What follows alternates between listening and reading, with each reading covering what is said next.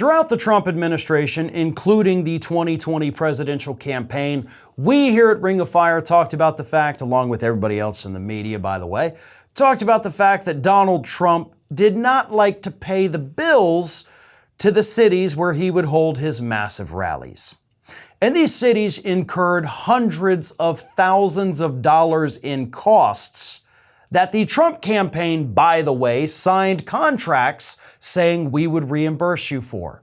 They had to bring in extra police officers. They had to pay overtime. They had to set up barricades. They had to block off roads. All of that costs cities money. And the Trump campaign, in their signed document, said, we will pay you back. Do not worry about it. And to this day, many cities and municipalities have not received that money from the Trump campaign. Last tally, he still owes over $2 million to multiple cities across the country where he held his rallies in those big giant arenas. So why is this a problem today? Other than the fact, of course, that these cities, some of them have admitted we don't have money now because we had to spend it all on Trump. Well, here's the thing. In order to hold a rally at a big auditorium or a stadium or whatever it is, Donald Trump has to sign these deals with the cities. You know, his campaign has to make these agreements. They have to go through these concessions and they have to pay. But as these cities look around and they say, well, wait a minute, you're saying you're going to pay us for the cost we have to incur up front, but you didn't pay them. You didn't pay them. You didn't pay these folks over here.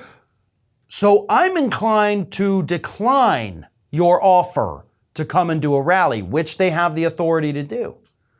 And now experts are predicting that Donald Trump's refusal to basically pay cops, because that's who these people are that are soaking up this money through overtime and extra hours here, his refusal to pay these cops could result in more cities declining him appearing, which would relegate him to smaller venues, smaller arenas, and, as we've seen from his most recent rallies, probably performing in small cities at their fairgrounds.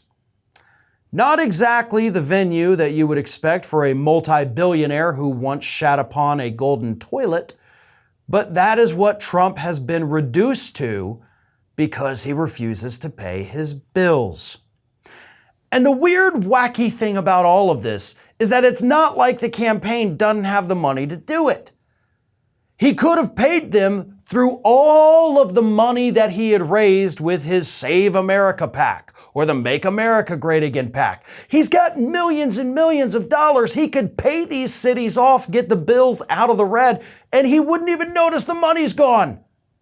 That's how much money he has in these PACs, but he still refuses to do it because he's such a greedy SOB. And now it's going to come back to hurt him. And this may also explain, by the way, why he's only held like 2 or 3 rallies since announcing his run for president 4 months ago. Whatever it is, we'll see what happens.